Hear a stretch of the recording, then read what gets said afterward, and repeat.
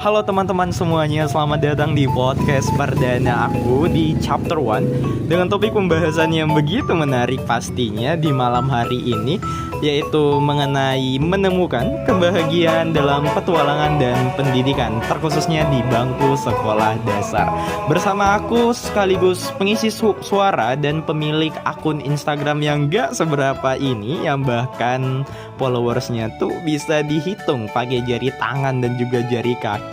Tapi aku berharap mudah-mudahan tangan lentik dan tangan-tangan indah teman-teman yang sedang mendengarkan podcast ini bisa menyentuhkan tangannya di akun Instagramku, sehingga followersnya pun ikut bertambah. Baiklah teman-temanku semuanya, aku langsung mulai aja podcast perdana aku di chapter 1 episode pertama dengan topik yang begitu memukau pada malam hari ini. Yap, kamu gak salah dengar, pada malam hari ini aku ngerekam suara aku dan mudah-mudahan suara aku masih sampai ke telinga kamu, baik itu di pagi harinya, di siang harinya, dan di sore harinya nantinya. Oke, kita akan langsung aja bahas mengenai topik kita yang begitu memukau pada malam hari ini. Dan perlu kamu ketahui juga apa yang akan aku bahas, akan ku omongin nantinya secara panjang lebar, itu bukan hanya bersumber dari pengetahuan yang aku dapat di bangku kuliah maupun di bangku sekolah, tetapi juga bersumber dari pengalaman, hasil riset dan juga artikel yang sudah aku temukan di internet maupun di buku. Dan mudah-mudahan itu semua dapat memperkuat cakrawala kamu semakin lebih luas lagi. Oke lah, biar teman-teman semuanya dan kamu nggak bosan gitu dengar suaraku yang begitu cempreng ini. Aku akan langsung mulai aja pembahasan kita pada malam hari ini. Yap, pertama dulu aku mau bahas tentang kebahagiaan deh. Yap, bicara tentang kebahagiaan, aku mau bertanya sama kamu nih. Yap, coba ditanyakan dulu sama hati, akal, dan juga pikirannya. Sudah sejauh mana kamu bahagia? Dan sebenarnya apa sih kebahagiaan itu? Yap, aku udah bisa menerka-nerka kalau kamu itu udah bahagia. Bahkan sampai sekarang kamu masih bahagia. Terbukti bahwa sekarang ini kamu masih bisa diberikan kesehatan dan juga kelapangan waktu sehingga kamu dapat mendengarkan podcast yang begitu luar biasa, dan itu merupakan bentuk kebahagiaan yang telah kamu dapatkan walaupun tanpa kamu sadari. Dan juga kamu harus tahu kebahagiaan manusia itu berbeda-beda setiap orangnya. Yap, kebahagiaan kamu dengan kebahagiaan aku ya jauh berbeda dan bentukannya juga berbeda. Ada yang bahagia ketika dia punya A, ada yang bahagia ketika dia punya B, ada yang bahagia ketika dia punya C dan semacamnya. Dan kita tidak boleh menjudge seseorang hanya merasa bahwasanya apa yang dilakukannya itu aneh gitu. Contohnya ketika misalnya kita ngelihat teman kita upload story ataupun status di media sosialnya yang mungkin terkesan alay, tetapi kita langsung memberikan cibiran negatif. Wah, itu konten kamu tuh terlalu alay kali gitu, gak usah digitu-gituin lah gitu. Tapi percayalah bahwasanya itulah yang membuat diri dia seneng gitu. Jadi kita sebagai manusia gak boleh menjudge orang-orang mengenai apa yang dia lakukan dan dia senang untuk melakukan hal itu. Oke, sekarang kita udah dapat bahwasannya setiap kebahagiaan itu berbeda-beda setiap manusianya. Begitu juga kamu dan juga aku.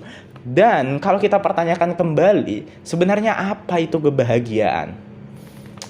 Sepertinya teman-teman yang ada di sini itu tuh mendefinisikannya berbeda-beda juga. Ada yang bahagia ketika aku punya uang banyak, ada yang bahagia ketika aku punya si dia, aku udah cukup bahagia kok gitu. Tapi ada juga yang bahagia ketika dia menjalani hidup dalam kesepian ataupun kesendirian. Wes, nggak usah khawatir lah hal-hal kayak gitu. Yap, jadinya baik itu bentukan kebahagiaan orang maupun pendefinisian kebahagiaan itu berbeda-beda setiap orangnya.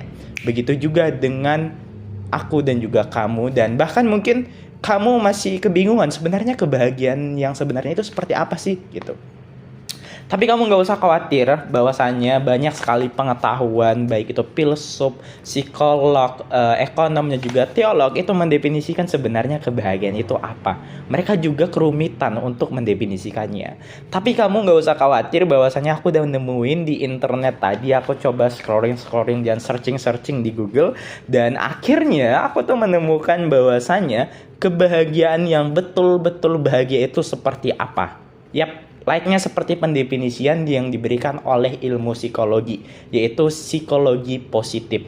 Jadi psikologi positif itu ngasih tahu kalau kebahagiaan yang betul-betul bahagia itu bukan keadaan positif, bukan keadaan senang, suasana hati yang baik, atau semacamnya, gembira dan semacamnya. Tetapi kebahagiaan yang betul-betul bahagia itu adalah dapat menjalani kehidupan dengan baik, lebih dari kesejahteraan hidup.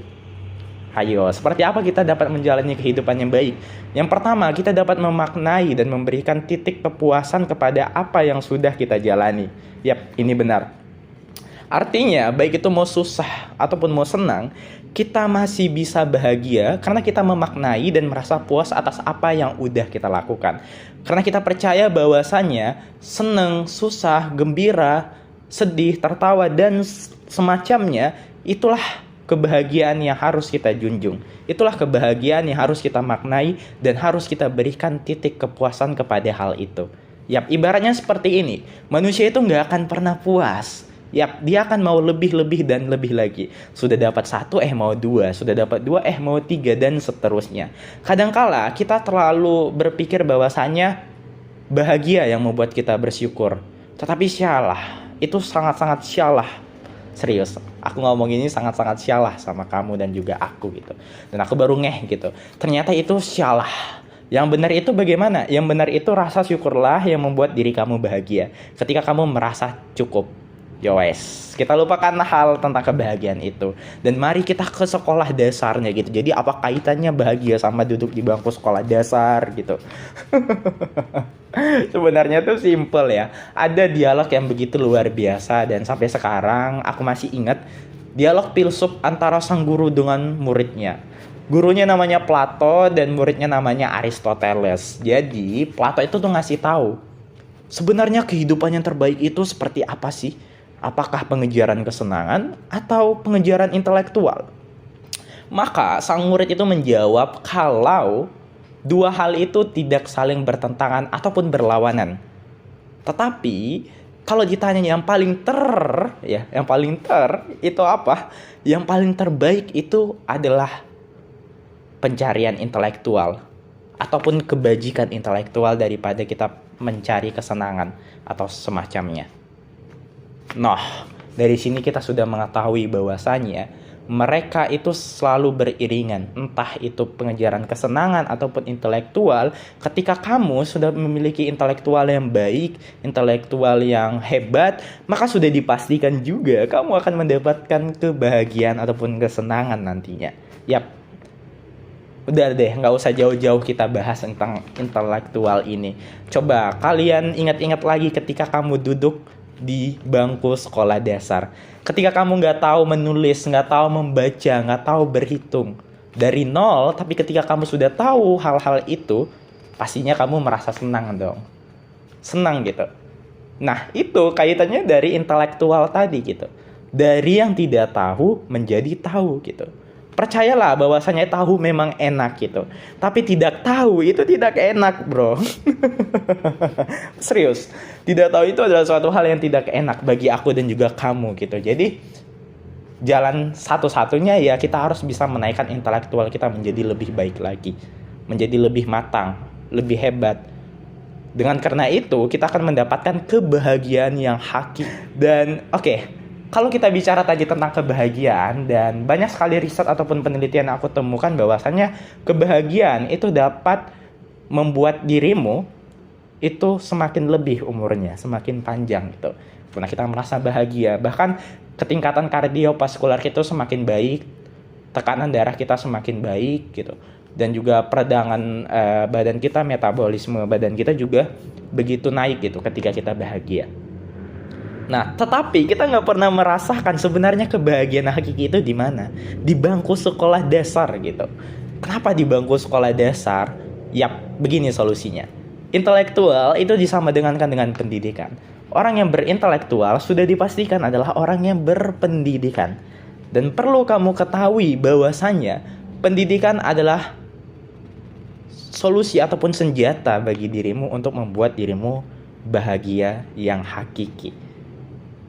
Sederhana, nggak usah mewah-mewah harus punya mobil atau semacamnya, punya kereta, punya rumah sampai 10 tingkat. Tetapi cukup memiliki intelektual aja, kamu sudah mendapatkan itu semuanya gitu.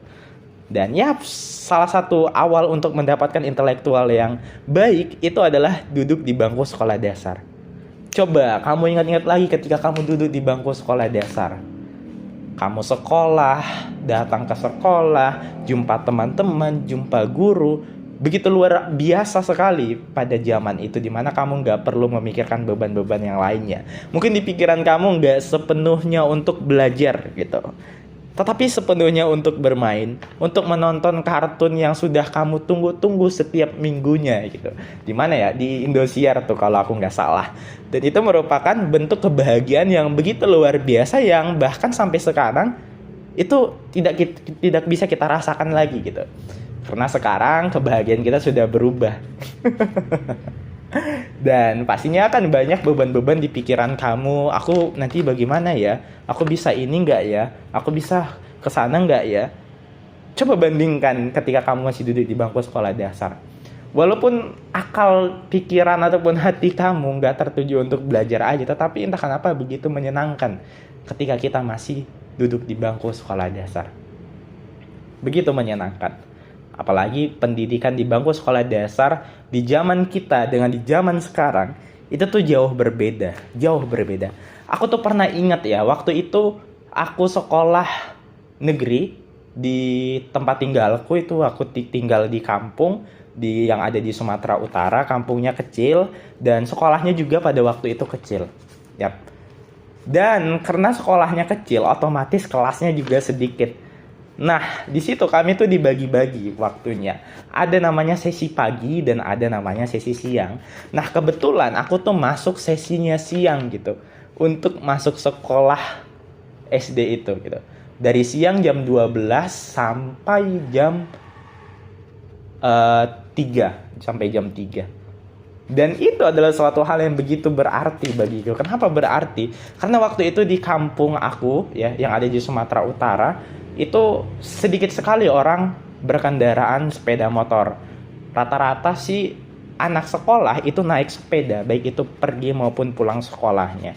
Nah, kebetulan orang tuaku punyalah kereta bebek-bebek gitu kan. Dan aku dianterin gitu untuk ke sekolahnya.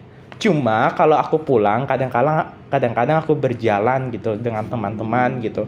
Kadang-kala ada temannya aku gitu yang dijemput oleh orang tuanya, aku ikut nyebeng gitu di belakangnya. Dan itu bentuk kebahagiaan. Bahkan juga pernah ditinggal gitu sama teman kita yang duluan gitu naik kereta.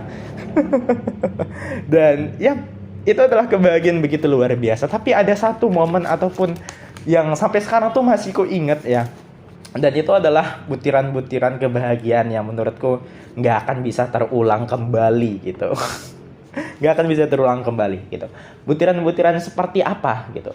Butiran-butiran seperti ketika istirahat itu anak-anak sekolah SD di kampungku itu ada yang bermain gambar, ada yang bermain kelereng, ada yang bermain sembunyi-sembunyian, petak umpet, ada yang berlari-lari sana kemari. Dan itu adalah bentuk kebahagiaan yang begitu luar biasa gitu. Tetapi cobalah kamu bandingkan dengan anak SD zaman sekarang gitu. Habis istirahat, ayo kita mabar, ayo main Mobile Legends gitu, ayo scroll TikTok dan segala macam, asik sendiri sama dunianya masing-masing gitu. Dan aku percaya bahwasannya kebahagiaan paling hakiki ya di zaman SD aku gitu. Dan waktu itu aku ingat-ingat ya, siapa menterinya aku nggak ingat, tapi tadi aku udah cari tahu kalau di zaman aku SD itu menterinya adalah Muhammad Nuh. Dia mengeluarkan program yang namanya menjangkau yang tidak terjangkau gitu. Yes, memang cocok sekali gitu. Waktu itu juga fasilitas di sekolahku tidak begitu memadai, terbukti kurangnya kelas dan aku yang harus masuk siang ke sana. Dan itu ya, itu suatu problem di zaman itu. Tapi aku nggak tahu di zaman sekarang, dan pastinya sudah berkembang lah, nggak ada lah lagi yang namanya masuk siang, semuanya sekolah tuh ya masuk pagi gitu. Dan juga ada satu momen juga yang paling ku ingat gitu. Waktu itu ketika pulang gitu, selain pulang itu aku jalan ataupun nanti nyebeng sama teman ataupun tetangga. Dulu aku punya teman dekat tuh, namanya Yuyun tuh namanya. Jadi Yun ini tuh adalah tetangga aku, dia perempuan. Dan jujur aku dari kecil itu orangnya lebih banyak berteman sama perempuan.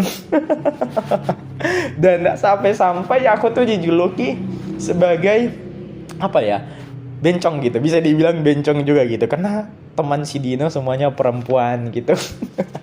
Dan ya ini tuh terbentuk entah kenapa, aku pun ini dari saran ibuku, katanya kalau mau temanan baik ya temannya sama perempuan dulu gitu, biar kamu dibaikin sama mereka gitu.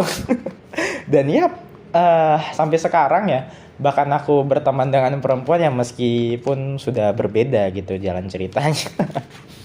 Dan ya berteman dengan perempuan di waktu SD gitu luar biasa sekali. Waktu itu aku ingat, sangat-sangat ingat, kami tuh sering sekali boncengan naik sepeda dia, sepeda mini ketika pulang sekolah. Dan kebetulan si Yuyun ini adalah salah satu teman sekaligus tetangga aku gitu. Dan kalau aku kemana-mana keluar rumah ya pastinya ke rumah dia gitu, dan orang tuanya tahu gitu. Bahkan sempat aku inget makan di rumah dia gitu, saking saking aku akrabnya sama tetangga, sama mama dia, dan keluargaku juga akrab sama mama dia. Bahkan aku tidur di sana, makan di sana, padahal rumahku dengan rumah dia tuh samping-sampingan gitu. Cuma waktu itu ketika rumahku terkunci, ternyata orang tuaku pergi ke kota, dan akhirnya aku ya tinggal di rumah mereka menunggu orang tua aku. Dan itu adalah momen yang mungkin gak akan terulang kembali gitu di SD. Luar biasa di SD. Dan di SD ini juga kalau kita bicara tentang pendidikan ya, aku tuh merasa kayak ada ikatan di zaman itu. Namanya merasa terikat, bukan hanya dengan teman-teman kelas tetapi juga dengan guru. Tapi pas aku cari tahu ya secara mendalam kenapa hal ini terjadi gitu, seakan-akan kita tuh merasa kayak aku itu guruku ini segala macam. Kalau misalnya jumpa di jalan itu kayak senang ataupun gembira sampai lompat-lompat tuh. Dan aku cari tahu di dalam buku Teach Finlandia ya. Ada namanya sense of belonging. Sense of belonging ini tuh adalah perasaan yang terikat gitu. Rasa yang dimiliki. Nah, itu dia, rasa yang dimiliki. Artinya sebagai seorang guru, kita tuh harus bisa membudidayakan rasa yang dimiliki. Jangan aja membudidayakan rasa yang dimiliki sama si dia, takutnya rasanya nggak terasa gitu. Jadi rasanya bisa pahit gitu. Jadi sebagai seorang guru, itu guru tuh harus ditempa untuk bisa membudidayakan bagaimana caranya untuk bisa memiliki rasa yang dimiliki. Baik itu antara guru maupun siswa, baik itu di dalam sekolah maupun di luar sekolah. Dan aku pelajari secara dalam dan kaitkan sama SD di zamanku, aku udah mendapatkan hal itu. Seperti apa hal sense of belonging itu, rasa yang dimiliki? Yang pertama, aku sangat-sangat ingat ketika aku berhasil membaca. Itu seperti ada perayaan dari hasil proses pembelajaran gitu. Kayak ada perayaan gitu. Perayaan artinya kayak sebuah kesuksesan ataupun sebuah pesta pembelajaran gitu, karena siswanya berhasil gitu membaca. Ada satu momen itu aku ingat, karena aku waktu SD kelas 1, kelas 2 tuh belum bisa baca, bahkan bacanya cuma masih mengeja gitu. Dan di kelas 3-nya aku udah bisa baca tanpa mengeja, dan itu guru tuh ngasih aplaus yang begitu luar biasa. Bukan hanya satu guru sama aku, tetapi dia memberikan satu aplaus untukku dengan didampingi oleh teman-teman yang lainnya gitu. Ibaratnya akhirnya si Dino bisa menulis, luar biasa gitu. Diberikan tepuk tangan gitu, hebat, diberikan support dan segala macamnya. Dan teman-temanku di sekelilingku juga menyukai hal itu dan merasa senang. Dan aku merasa kayaknya itu adalah bentuk sense of belonging gitu. Bentuk yang mana merayakan hasil pembelajaran kita. Itu satu tuh. Yang kedua adalah guru itu bermain dengan siswanya. Ini artinya bukan artinya misalnya kita main bola, ya gurunya ikut main bola gitu. Enggak kayak gitu rupanya konsepnya. Tadi juga aku udah lihat di bukunya Teach of Finlandia, yang dimana dia jelasin bahwasanya bukan guru ikut bermain dengan siswanya, tetapi guru itu memberikan arahan gitu untuk bermain. Misalnya kalau olahraga gitu. Karena waktu itu aku ingat ketika masih duduk di bangku sekolah dasar di sekolahku di kampung itu, guru nggak ada guru olahraga. Jadi satu guru kelas ya mencakup semua apa yang dipelajari gitu. Mata pelajarannya ya satu guru itu aja gitu. Gak ada guru-guru yang berganti. Nah, guru itu perempuan dan dia memberikan arahan, ayo kita main bola. Nanti kamu serang ini. Dia bagi-bagi timnya, nanti 5 lawan 5, ada 10 lawan 10. Yang perempuan nanti diatur dia untuk main main bola kasti, dan itu adalah bentuk kayak merasa kita tuh terikat gitu, merasa kayak ada hubungan yang begitu erat gitu, dan merasa si guru ini bermain sama kita meskipun tidak bermain secara langsung, tapi memberikan arahan dan nggak langsung ditinggal gitu, tetapi langsung diperhatikan. Ayo kamu hati-hati, Rizky hati-hati, Dino dan yang lainnya gitu. Nah itu menandakan bahwasanya kayaknya guru itu ikut bermain gitu, sehingga tercipta yang namanya ikatan gitu, rasa yang dimiliki antara guru dengan siswanya. Nah, selain itu juga aku ingat bahwasannya menindas yang namanya penghinaan, bully gitu ya. Waktu di SD itu aku nggak pernah merasa dijudge, nggak pernah dirasa aku ada menghina teman-temanku atau teman-temanku menghina aku, nggak ada di sana. Tuh artinya guru itu memberikan hal-hal yang positif untuk menjauhi yang namanya pembulian itu gitu. Sehingga anak-anak senang gitu. Mau dia pinter, mau dia bodoh, semuanya itu disupport gitu. Nggak ada dijauhin gitu. Karena guru waktu itu di kampung aku begitu aktif memberikan arahan gitu. Ayo kamu nggak apa-apa, nggak bisa baca, terus dilatih-latih. Bahkan guru juga sempat hubungi orang tua yang nggak bisa baca itu, kayak aku gitu. Aku nggak bisa baca, orang tuanya gurunya ngasih tahu sama orang tua aku kalau ini anak nggak bisa baca, tolong dibantu ya Pak, dan semacamnya gitu. Dan aku masih ingat hal itu tuh merasa aku kayak terikat gitu, bukan hanya di sekolah tetapi di luar pun seperti itu. Ketika kita jumpa dengan guru, kita tegur, kita sapa, dan kita merasa wow gitu, kayak kegirangan gitu, aku jumpa guruku loh di jalan tadi ataupun di pajak tadi gitu. Itu kayak suatu kegembiraan yang begitu luar biasa dan begitu hakiki gitu, didapatkan di bangku sekolah dasar gitu. Dan dan juga selanjutnya juga itu adalah ketika guru itu menjalin hubungan dengan orang tua. Artinya ada keterhubungan gitu. Setiap siswanya dia tahu siapa orang tuanya, siapa walinya, dan di mana rumahnya gitu. Dan ini membuat rasa yang dimiliki itu semakin erat gitu. Dan ini salah satu juga cara bagi guru untuk bisa mengenal siswa-siswinya dan juga memahami siswa-siswinya. Dan jujur karena aku juga sekarang itu belajar di jurusan pendidikan, dan aku pernah belajar yang namanya pedagogi, salah satu kompetensi guru gitu. Dan ini salah satu cara ataupun solusi untuk guru memahami siswa-siswinya adalah mengenal gitu.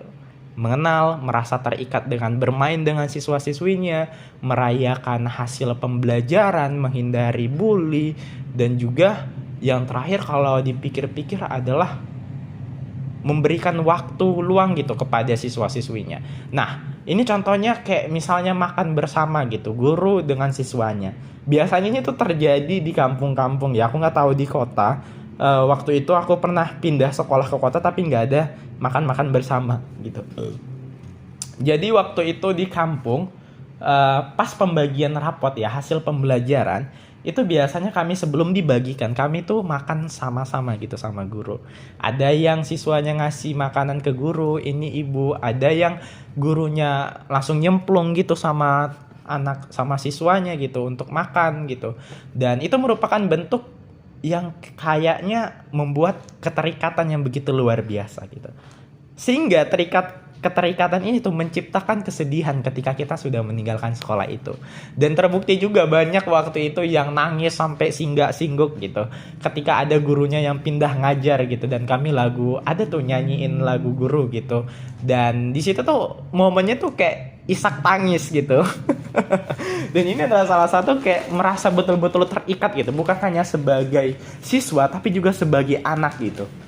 Aku merasakan hal itu, dan itu merupakan kebahagiaan begitu hakiki di pendidikanku di masa itu. Tapi nggak tahu aku di pendidikan kamu ya, mungkin kamu punya adik ya, apakah masih merasakan rasa dimiliki itu antara guru dengan siswanya dan juga orang tuanya, baik itu di dalam sekolah maupun di luar. Aku nggak tahu hal itu. Oke, kita sudah bicara sedikit panjang lebar mengenai pendidikan tadi ya, yang mana itu kurikulum Muhammad Nuh ya, menjangkau yang tidak terjangkau. Tapi aku mendapatkan banyak sekali manfaat dari produk kurikulum tersebut. Ya, salah satunya diri aku gitu. Oke. Dan selanjutnya itu adalah petualangan gitu. Kenapa aku mengkaitkannya dengan petualangan? Ayo lo, kenapa? Yap, di masa anak-anak itu adalah masa petualangan, di mana masa tumbuh kembangnya anak begitu cepat, dan si anak itu ketika dimasukkan sesuatu ke dalam akal dan pikirannya sangat cepat menangkapnya. Nah, karena sangat cepat menangkap, jadinya di masa-masa ini disebut sebagai masa golden age gitu, di bawah umur 5 tahun gitu. Bahkan ada riset ataupun penelitian yang dilakukan oleh UNICEF, di mana UNICEF itu melakukan penelitian di Nepal dari 1000 hari anak pertama gitu. 1000 hari umur anak pertama, di mana dia memberitahukan bahwasanya di masa-masa itulah yang begitu luar biasa di Nepal gitu, untuk bisa melakukan proses pembelajaran, baik itu memasukkan input, proses, output, dan juga outcome-nya itu. Nah, sehingga di zaman Golden Age ini, memang zaman-zaman yang begitu luar biasa, aspek kognitifnya bisa meningkat, emosionalnya, motorik halus, motorik kasar, dan bahkan fisiknya juga begitu meningkat dengan cepat. Dan seorang guru ya harus mengambil tindakan ini. Dan kita sebagai anak ataupun siswa, waktu kita duduk di bangku sekolah dasar, pastinya kita begitu senang dan berpetualang melakukan banyak hal gitu. Apa yang kita senangin ya kita lakukan gitu. Kita mencoba A, mencoba B, mencoba bermain bola, mencoba bermain bulu tangkis dan semacamnya. Walaupun hati, akal, dan pikiran kita nggak tertuju fokus pada satu hal itu gitu. Kayak misalnya aku harus jadi atlet, aku harus jadi pemain bulu tangkis, enggak. Tetapi anak-anak tuh coba-coba aja dulu gitu. Yang merasa dia senang, ya wes gitu. Itu yang dimainkan. Oke, kayaknya aku udah cukup panjang lebar untuk jelasin hal ini meskipun tidak begitu runtut ataupun detail, dan mudah-mudahan ini dapat bermanfaat bagi kamu yang dengerin podcast ini. Tetapi ada satu kesimpulan yang aku tarik dari apa yang aku bicarakan pada malam hari ini. Yap, kamu nggak salah dengar, pada malam hari ini.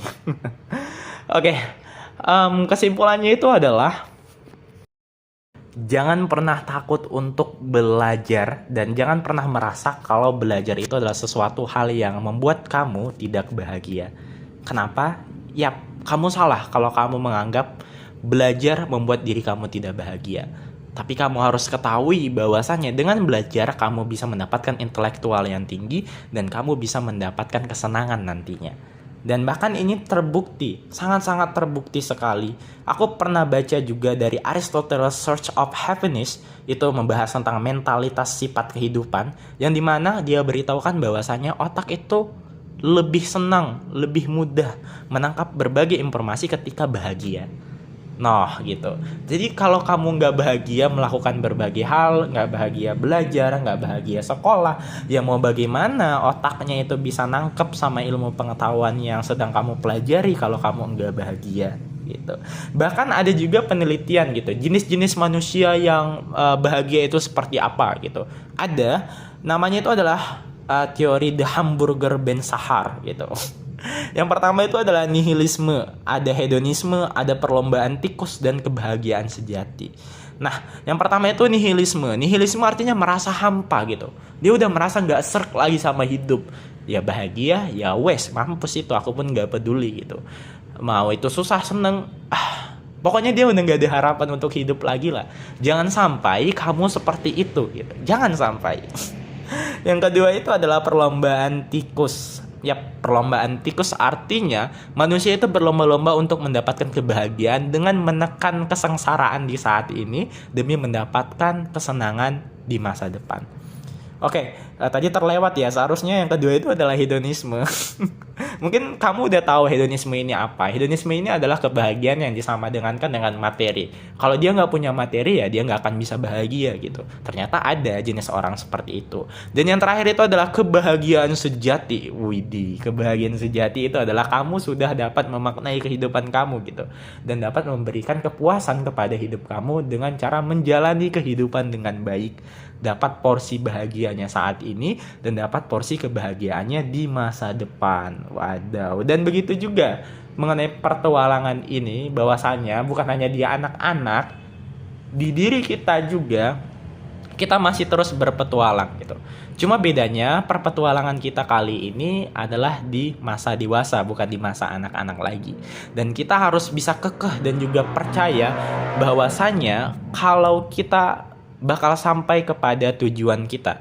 Karena kita akan bertualang kemanapun yang akan kita mau. Dan perlu kamu ketahui bahwasanya jangan pernah menganggap petualangan kamu bodoh atau segala macamnya. Enggak, petualangan kamu enggak bodoh. Karena setiap petualangan manusia itu berbeda-beda enggak, dan enggak bisa disama-samain gitu. Sama halnya ketika kamu suka musik, ya toh kamu akan berpetualang di dunia musik.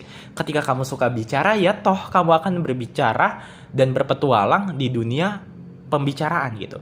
Ada beberapa teori yang mana semua manusia itu cerdas dan kecerdasan manusia itu berbeda-beda.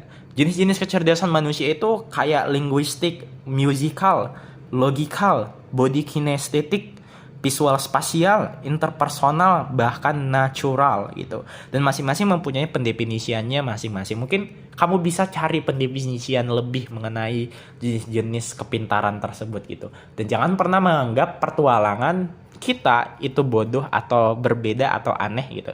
Memang nyatanya setiap manusia memang berbeda. Wow, luar biasa. 31 menit ngobrolin tentang kebahagiaan, pendidikan, dan petualangan ketika kita duduk di bangku sekolah dasar. Dan itu adalah tidak dapat kita ulang kembali, dan kita nggak akan bisa jadi siswa di sekolah dasar gitu. Tetapi kita adalah produk sekolah dasar. Yap, dari sekolah dasar. Begitu mengasihkan ketika kita masih duduk di bangku sekolah dasar dan kita mendapatkan kebahagiaan yang begitu hakiki dan berbeda di zaman sekarang gitu. Aku nggak tahu bagaimana siswa-siswi di zaman sekarang, terkhususnya ketika dia duduk di bangku sekolah dasar, apakah merasa rasa yang sama seperti apa yang aku rasakan gitu. Tetapi tadi itu aku ngelihat di Google kalau ada berita yang membuat aku terpikir, wow, ini luar biasa gitu. Saking luar biasanya, bukan si siswanya yang luar biasa, tetapi sekolahnya yang luar biasa. Dan aku kayak mengapresiasi gitu siswanya melakukan hal ini gitu. Ada berita itu SMP Negeri 2 di Kabupaten Temanggung. Nah, SMP Negeri 2 di Kabupaten Temanggung ini adalah siswa yang dimana membakar sekolahnya SMP gitu. Kenapa dibakar? Karena dia merasa tersakiti, dia dibully sama teman-temannya, bahkan katanya tuh guru pun ikut untuk membuli si anak ini. Ya wes gitu. Dengan perasaan yang sakit hati, ya pastinya seorang siswa merasa tidak ada rasa yang dimiliki. Jadinya apa? Memberontak gitu. Dia bakar sekolahnya dan itu masuk ke berita mana-mana gitu. Dan aku jumpa ini tuh di TikTok awalnya, dan aku merasa kayaknya ini nggak bisa disalahin siswanya. Tetapi dipertanyakan, kenapa sekolah itu seperti itu? Nah, artinya dari apa yang aku jelaskan tadi, si siswa ini tidak mendapatkan yang namanya kebahagiaan di sekolah SMP. Meskipun itu SMP bukannya SD, tapi aku menyamakan kalau itu sama-sama lembaga pendidikan, instansi pendidikan, tempat kita untuk bertumbuh dan juga berkembang gitu. Jadi ini tuh perlu dipertanyakan gitu. Dan ini salah satu kasus yang sebenarnya aku ragu apakah anak-anak di zaman sekarang itu masih bahagia gitu ketika belajar, terkhususnya itu duduk di bangku sekolah dasar. Apakah mereka menikmati masa-masa kecil mereka gitu dengan melakukan kegiatan bermain gitu di lapangan, bermain bola, main kelereng dan semacamnya. Aku rasa itu sudah sirna gitu. Sudah sirna, dan ya seperti itulah. Sirna karena ada perkembangan zaman, dan kita nggak dapat menolak hal itu. Oke, sudah jelas kalau kasus ini tuh menutupi yang namanya kebahagiaan di zaman sekarang ini, terkhususnya di sekolah. Dan aku sebagai calon pendidik berharap juga mudah-mudahan ke depannya aku bisa mendidik anak-anakku dengan belajar plus bahagia, bukan belajar menyakitkan. Sehingga anak-anakku tidak merasa dikecewakan, tidak merasa dibully dan segala macamnya. Karena salah satu pembullying ini merupakan dampak dari tidak dimiliki rasa yang dimiliki. Guru tidak memiliki rasa gitu untuk memiliki siswanya. Begitu juga dengan siswanya, tidak merasa siswanya itu dimiliki dengan gurunya. Dan itu menjadikan aku berpikir secara mendalam bahwasanya itu adalah PR aku gitu. Untuk bisa mendidik ke depan harinya, untuk membuat situasi ataupun suasana kelas begitu menyenangkan dan begitu bahagia. Oke, terima kasih bagi teman-temanku semuanya yang udah dengerin podcast ini sampai habis. Waduh, luar biasa. Aku sangat bersyukur kamu masih tetap stay di podcast ini dan dengerin sampai habis. Dan mudah-mudahan kamu yang di sana masih baik-baik aja dan masih merasa senang, dan percayalah kamu bisa terus berbahagia dengan cara kamu sendiri.